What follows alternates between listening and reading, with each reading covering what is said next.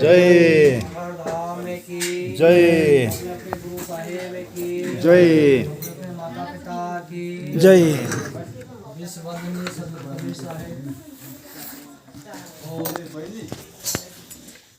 गद्दी पर विराजमान गुरु जी और गुरु साहेब और अधिकारी साहेब और सब उपस्थित बैरागी माताजन सभी को मेरी साहेब बंदगी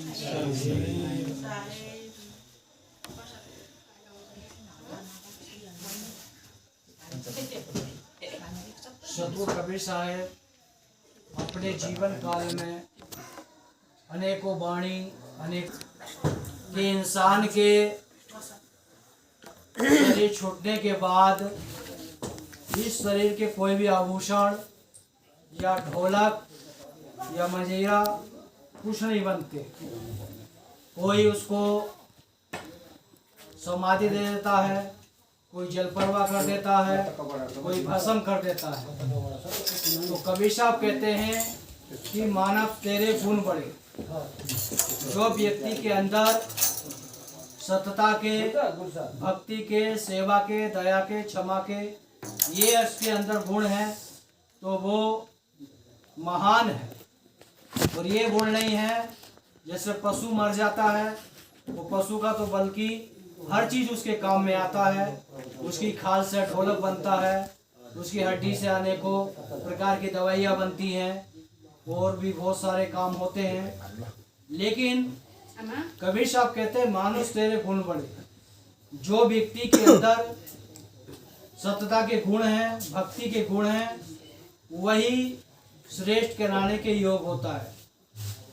इसलिए अपने गुणों को श्रेष्ठता की जाने की तरफ आत्मा से परमात्मा की खोज करने के लिए अपने गुणों को सद्भाव में, सद्वृत्ति में रखना चाहिए, विकारों से मुक्त करना चाहिए।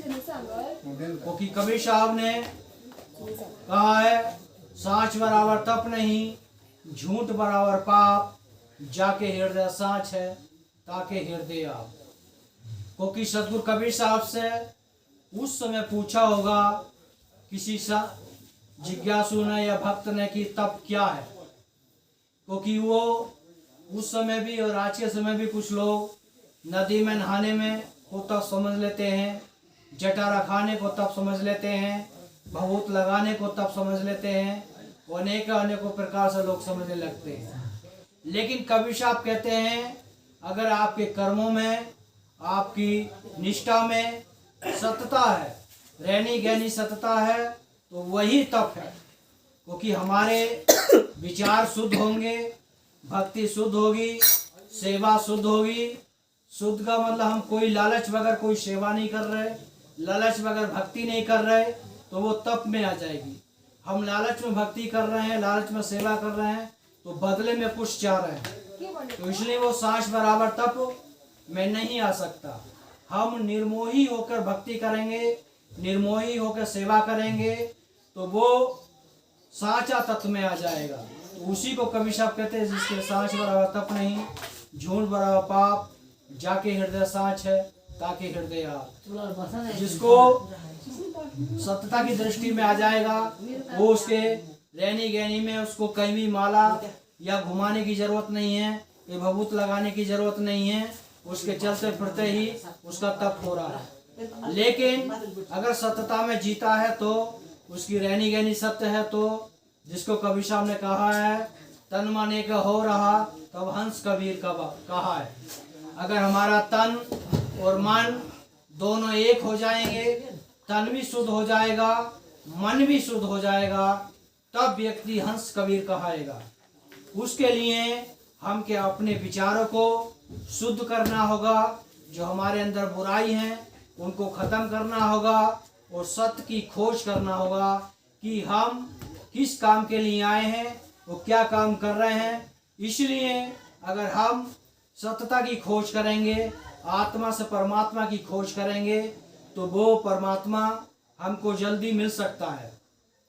लेकिन कारण क्या है कि हम भक्ति को एक सतरा की दृष्टि में ना पेश कर कर विकारों में पेश कर लेते हैं इसलिए हमको उस भक्ति की, उस सेवा की एनर्जी नहीं मिलती, क्योंकि भक्ति करने से अनेकों हमारे पाप नष्ट होते हैं और घर की जितने भी बुराइयां हैं, जितने वो विकार है, वो नष्ट होते हैं अगर हम सत्यता की दृष्टि से कार्य करेंगे। जिसको कबीर साहब ने कहा, सुमति का साबुन सर्जन धोई, कुबत मैल को डारो कोई। जब हम अपने विवेक रूपी ज्ञान से, विवेक रूपी साबुन से अपने मन को धोएंगे तो हमारे मन के जितने भी दाग हैं, विकारों के, काम के, क्रोध के, लोभ के, मोह के, अहंकार के, वो विकार सब हमारे धुल जाएंगे और हमारी आत्मा चेतन शुद्ध हो जाएगा, जिसमें परमात्मा की ऊर्जा प्रकट हो जाएगी। जिसको कबीर साहब ने कहा है कि सबगट मेरे साइया सुनी सहज न कोय, बलिहारी बाघट की जा प्रगट होए। कबीर साहब कहते हैं सभी जीव आत्मा के अंदर परमात्मा है, लेकिन बलिहारी उसकी है जिसने अपने हृदय में उस चीज को प्रकट किया।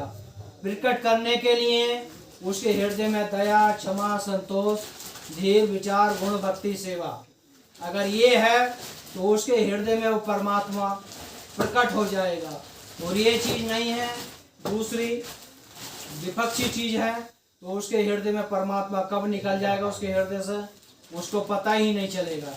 इसलिए अपने हृदय में अपने अहंकार को प्रकट करना है या परमात्मा को प्रकट करना है, उस दृष्टि से अगर हम कार्य करेंगे तो हमारे हृदय में वो